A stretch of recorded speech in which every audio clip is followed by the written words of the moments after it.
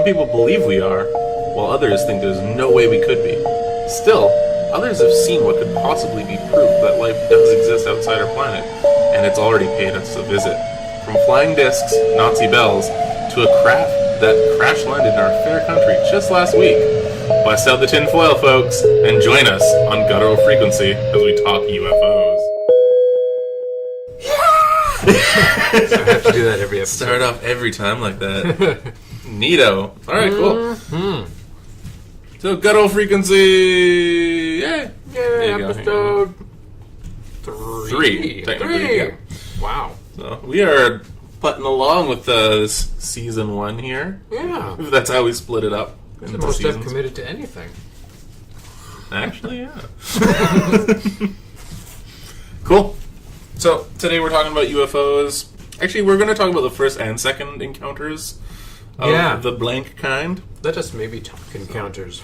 Yeah, we'll discuss that really quick, just so everyone knows. There's a ridiculous amount of encounters that we found out. We thought it was like four, and you're like, yeah, that's it. Turns out there's like degrees of encounters. Yeah, and it's like 9, I think, at this point. Yeah, I think there's 8 or 9. 50 encounters. One might say that there's 50 shades of grays. Yeah. Oh, God. Crap. Okay, well, as we get that looking up for you, we're basically just going to talk about just UFO sightings. We're not going to get into abductions or aliens or anything like that. There's only so much crazy we can handle in an episode. No, that's unfair. No, that's there's just so much content for both these subjects that It's really in depth. I mean, yeah, there's another one we'll have to revisit a lot. probably. I think in future episodes. Well, considering there's been a few like UFO sightings within the last few weeks. Which is, we just found out one in Canada.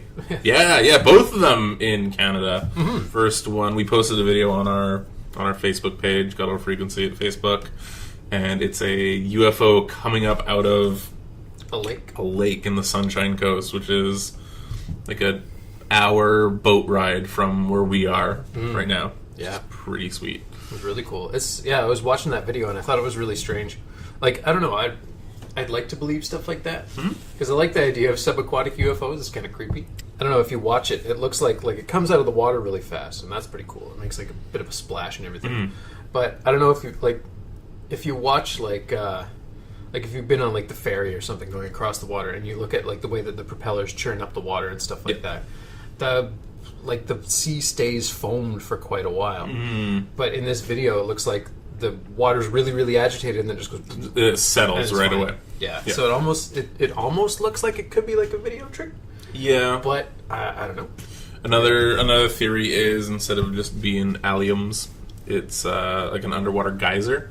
Oh yeah. And it just shot something that was on top of it out. Just this fish. Just get the fuck out of here. Just explain the. Well, it did have a bit of a glimmer to it. Yeah, it shot out. It had like a flicker almost as it got up. Yeah, so it was kind of cool. Again, one of those super unexplained things. Kind of neat. Yeah, swamp gas. It's always swamp gas or a radio balloon, weather balloon. Not a radio balloon. Radio balloons don't exist. Someone invent radio balloons so that we can say that they crashed. If we're talking UFOs, we're, like you said, probably only talking the first 2 encounter kinds.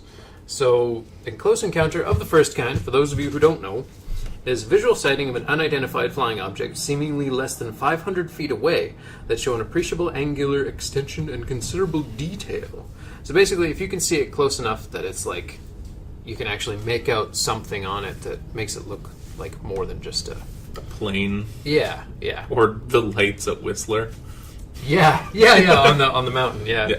A close encounter of the second kind is a UFO in which a physical effect is alleged. Psychotronic screwing up, or something like this says physiological effects. So, like if you're paralyzed, or if you have like even just like a headache when something goes by, or something like if it leaves physical impressions in the ground. So something like a crash, or like scorch marks from, I guess, their landing, or like sometimes people talk about radiation being leached off of these things. So like a lot of the time, like stuff around them where they were sighted will just be dead. Huh. So that's the first two kinds. And the third is when you actually see an alien come out of a ship or something, or like an actual humanoid is present. And then the fourth is abduction, which we will probably address in another one if we wind up getting some really cool stories about that. Yeah. That'd be really neat if we actually got some abduction stories. Just waiting for those would be great. And it's one of those things too where I know it's a really sensitive subject to bring up, so I'd like to talk about. Totally understandable if people are just like, oh, I don't want to talk about it because it's really weird. That's totally cool too. Yeah, for sure. But if you have... Yeah, oh my goodness, if anyone does have any stories, you can stay more than anonymous. Happy. Yeah, exactly. We will keep your details completely anonymous. Yeah, totally. If any dudes in black suits come to the door, we will totally not tell them anything. Yeah, exactly. If the mailman comes and knocks on the door right now, I'm probably going to actually void my bowel. I'm going to run straight to your drawers and look for tinfoil. We're completely out. Yeah, I have to roll around myself. Fuck off! Or just answer the door with a hello. What are you going to do now?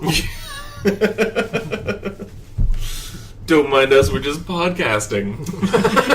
In tinfoil. That was probably my favorite thing about those little videos that we just watched. Just the guys that we're talking about seeing these UFOs. You're like, oh yeah, I can just imagine the way you guys look right now. Yeah, totally, yeah. Yeah, they seem like real tinfoil hatters. That's the really tough thing about any kind of UFO encounter.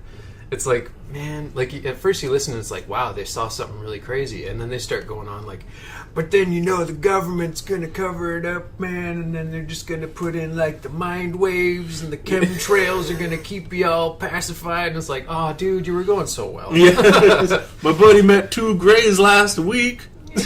Yeah. Gave him the lyrics to that Tool song. They gave him the proper track listing to the Lateralis album. It blew his mind.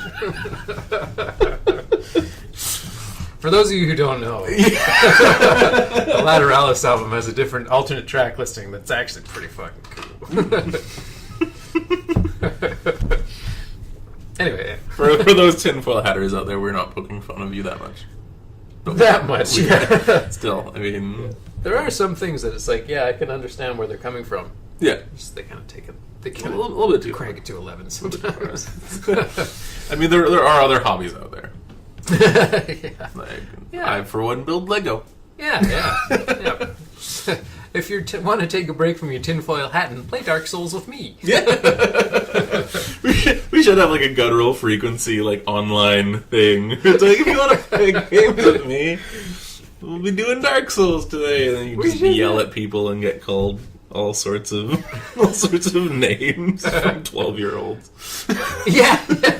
That'd be awesome. Yeah, do like a Twitch stream, or a frequency Twitch stream where we'll have our panels and we'll bring back the horror game panel. Oh yeah, I love that. So, but that'll be a guttural frequency presents shit that we've done before already. The panel, but this time we'll have branding.